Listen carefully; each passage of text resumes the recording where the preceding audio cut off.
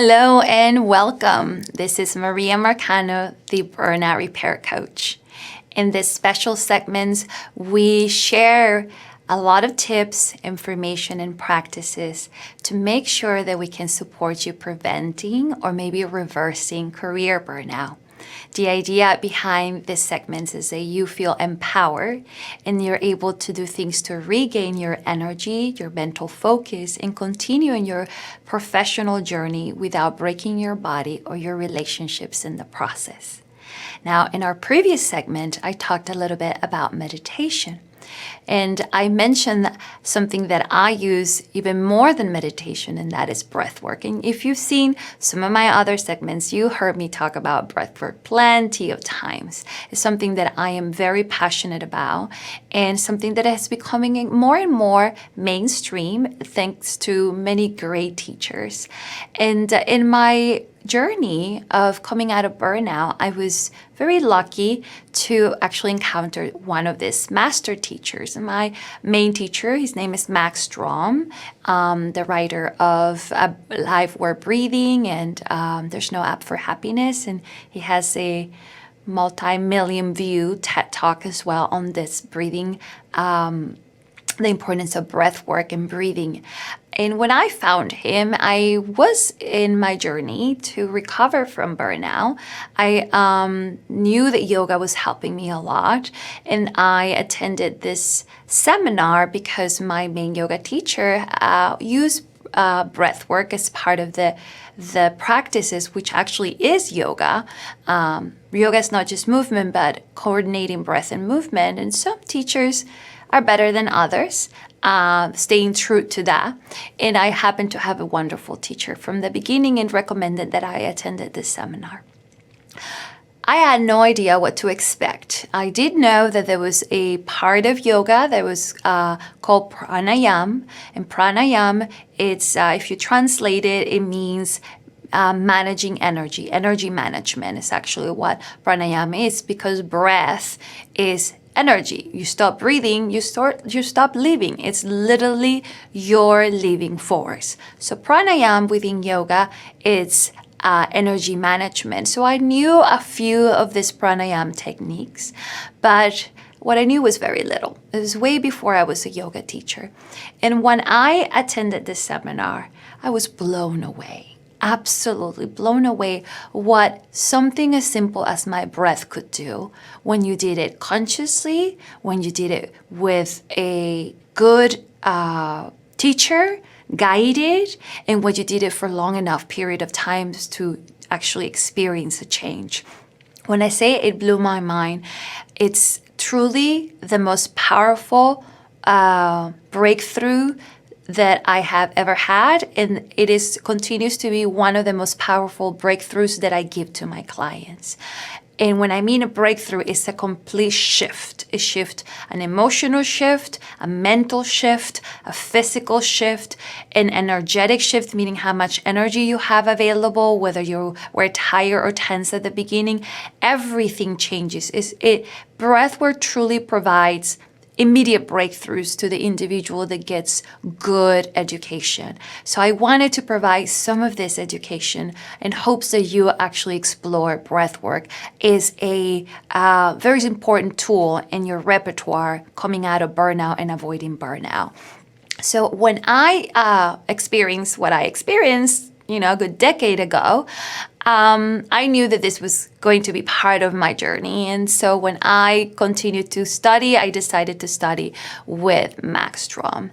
And today I educate people and lead courses of many people, helping them have the tools so they can do on their own. This is a great thing about breath work. Once you learn it, it is yours. Breathing, the air so far at this point in humanity is still free.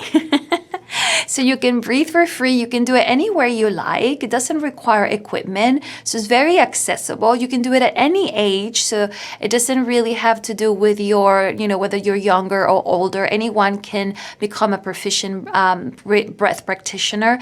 And the greatest part for me is that the results are much faster than meditation. So I talked a little bit about meditation previously, but I also talked about the fact that there's so many barriers to meditation because of our life, because of the speed of our life, because of the way that we have been conditioned mentally and physically.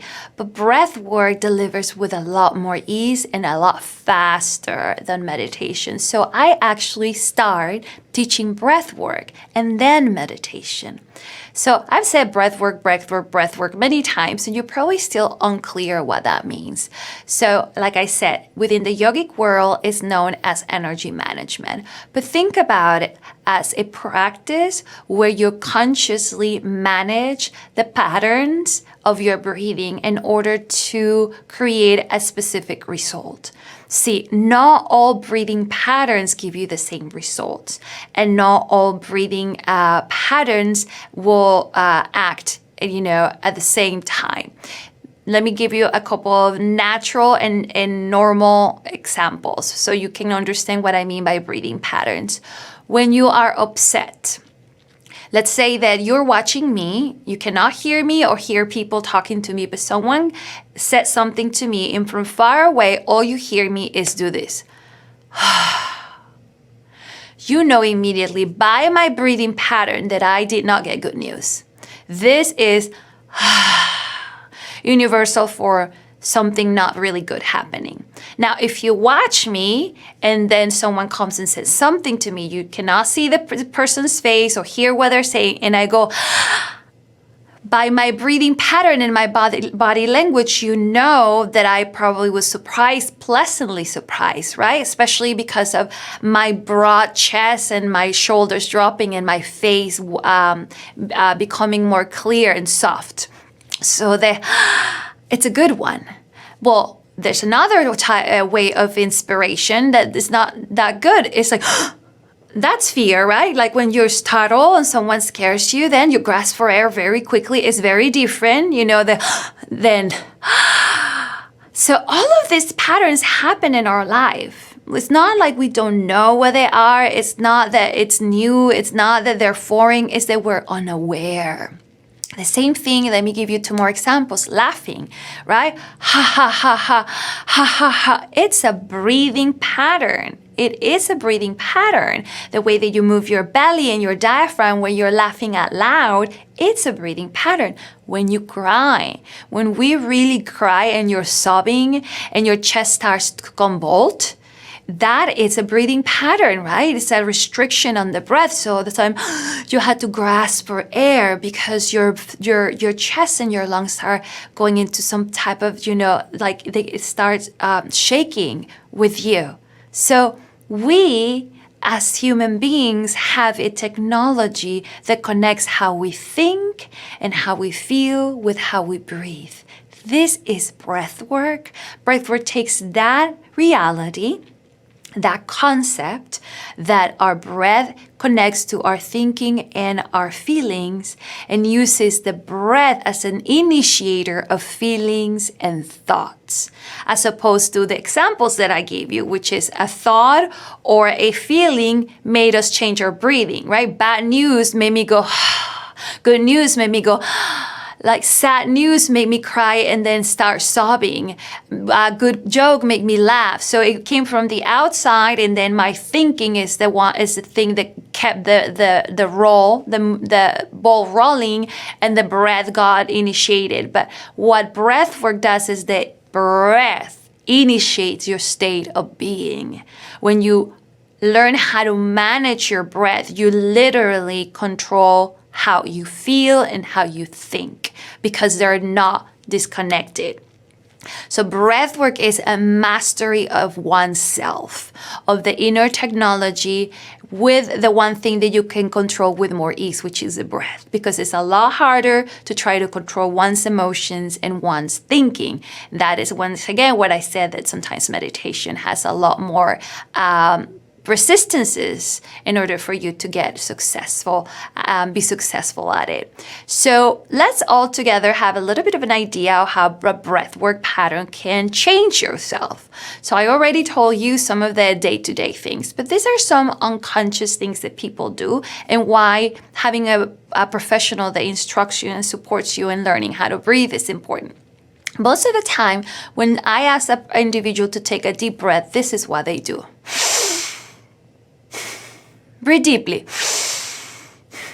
So what's wrong with this breath? Well, a number of things. The first one is that it was vertical. It was hollow here in the upper chest. My lungs are not here. They're here. So I'm not using at all my lung capacity. So physiologically, it's not benefiting my lungs or my cardiovascular health, which, by the way, it's another side effect of breathing deeply, is actually your lungs and your heart get stronger. Your blood flow, it's a lot more efficient because I'm breathing here. None of that is happening. This is actually anxious breathing. When people have anxiety attacks, they breathe here. It's this fast breathing, right? What other thing is wrong is that I was sniffling my breath. It was like, that's not smart breathing. I cannot get full breaths if I'm breathing that way. Other things that people do is that they breathe in through the nose like this, and then they do this, which is like, like this workout breath that I want you to forget forever and ever. It's not efficient. It doesn't promote anything. It's not really good type of breathing. So vertical breathing is shallow breathing. Breathing through the nose like this when you like sort of sniffling the breath and then try to blow it out in the mouth. It's actually not allowing the best the best breath, amount of air into your body and out of the body. So what will be the opposite? What I wanted to teach you today is horizontal breathing. Horizontal breathing is diaphragmatic breath. That means that you're going to use as much as your lungs as possible. So I'm going to show you one more time how it looks like to take one of those unconscious breaths. When, there's nothing wrong with you. You've never been trained on breathing. So people do this. Deep breathe. And that's what they do. What would be the opposite? The opposite would be a horizontal breath. And it looks like this.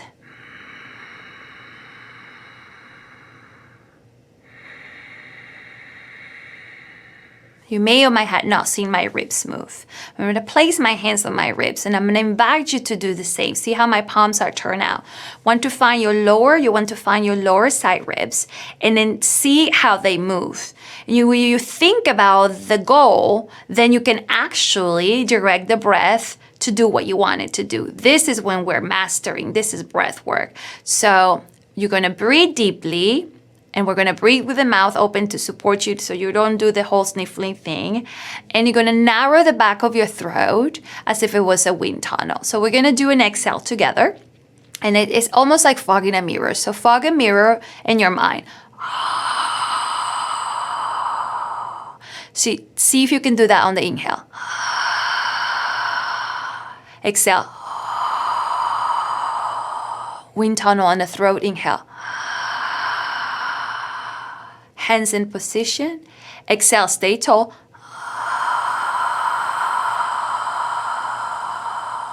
Inhale towards the side ribs. Exhale.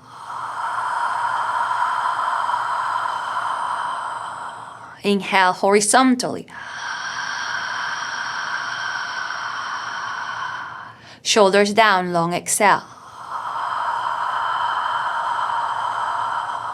Towards your hands, inhale.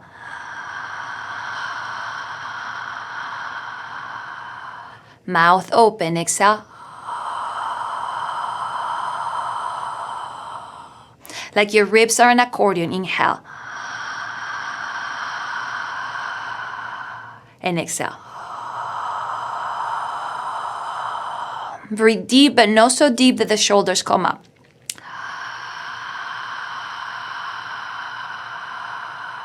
When you exhale, don't round the spine. Good. If you like, close the eyes. Keep the hands in the rib cage. You're breathing into your ribs. Notice if your belly is what's moving the most, and then move the breath into your rib cage. So the most movement is happening on the inhale, horizontal movement in the ribs. On the exhale, they come back to the natural shape and the belly may become a little bit more flat. Don't force it though. Good. Take a moment to rest. Let go of the breath. This is a lot different, is it not? You're able to get a lot more air because you are managing the passage. This is called resistance breathing. You're managing the passage of the air. You can control how long the breaths are on the way in, on the way out. The wider the passage, the shorter the breath. So we narrow it as narrow as we can to lengthen the breath. And making your breaths longer and slower, it's what calms down the nervous system. It lowers your heart rate. It regulates so many functions in your body. When you are new, you're only going to be able to slow it down to a certain rate. So for beginners, faster is actually the norm. But as you practice, you're able to breathe slower and slower until you probably can get to the point where you take one breath a minute, right? 30 seconds inhale, 30-second exhale. How long does it take? It depends how often you practice, how dedicated, but it's beyond the goal of one breath a minute. It's what you get out of breathing like that for just 3 minutes. Just 3 minutes of doing this type of breath will shift your nervous system completely. So I'm going to take this breath that I just taught you, horizontal breathing with ocean sound, which is the sound that we were making. And I'm going to teach you a full practice, which is called box breathing. Box breathing is simply counting. And in breath work, we do a lot of counting because that gives the mind a sense of reference. The reason why breath work really delivers is because it enlists everything. The sound with the breath, the mechanics of the body is engaged because you're trying to think about how you're moving your ribs, and also the brain because we do a lot of counting. And this gives you full focus in one thing and one thing only, which is very similar to the purpose of meditation. You have a single point of focus, which is your breath, and it shuts down everything else around you. The moment that you get distracted, your breath becomes shallow, your patterns change, you lose your count, the sound is different. And that's how, when I'm teaching people, I know immediately they got distracted. And I said, come back, don't check out. And they get shocked and they think that I'm reading their mind, but I'm reading their breath because I can tell. And you will learn to tell yourself when this happens. So box breathing will be an inhale of a count of 3. Then we're going to hold it for a count of 3. And I'm drawing a box with my hand. And then we're going to exhale to a count of 3. And then again, hold it for a count of 3. So it's 3, 3, 3, 3. Inhale, hold, exhale, hold. We're going to do it with ocean sounding breath and maybe the hands on your ribs until you get really good at that movement of your rib cage. If your hands get tired, you can tie a scarf or something around your low ribs, but not too tight because you don't want to constrict your lungs, right? You want to allow that to happen. So let's all start with the mouth open and take a good ocean sounding exhale, narrowing the back of your throat. Good pause. And so we begin. Inhale, 1, 2, 3. Hold, 1, 2, 3. Exhale, 1, 2, 3. Hold, 1, 2, 3. Inhale, 1, 2, 3. Hold, 1, 2, 3. Exhale, 1, 2, 3. Hold, 1, 2, 3. Continue. Inhaling, counting on your own. 3 each time.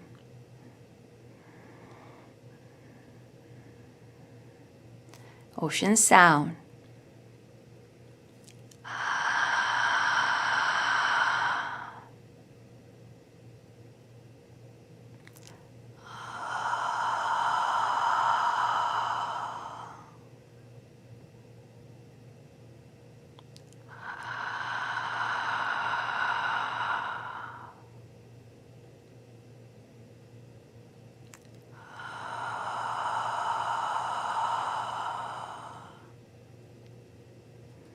Continue. Inhale, 2, 3. Hold it.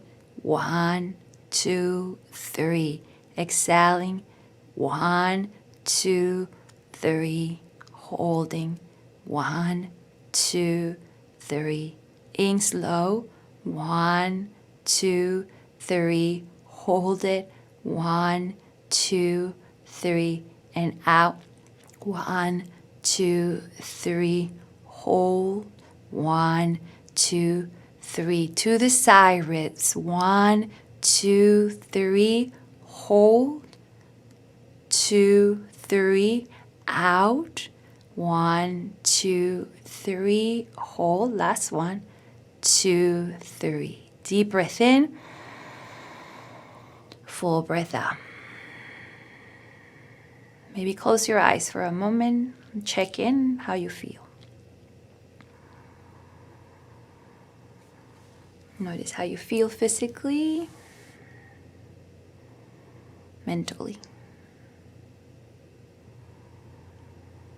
This was a tiny, tiny, tiny piece of what you can get once you learn breath work. This is one of my passions and what I love to teach. And this is something that can empower an individual at any point during the day. And as you do it regularly, it can support your resilience because your nervous system uses this as a reference point. When this becomes your normal, you can actually pull on this sensation, the calm that you feel right now, at any point through the day. And this is a superpower in our modern times. If you want to learn more about mastering your breath, your energy, your nervous system, and understanding this technology, please stay in touch. I am available at onmywellness.com, and through social media as well at onmywellness. Remember, you do not have to burn out in order to succeed. You can have it all. You can be successful without breaking your body and your relationships in the process. And as you master your breathing, you will master yourself. And I hope nothing but that for you. Thank you.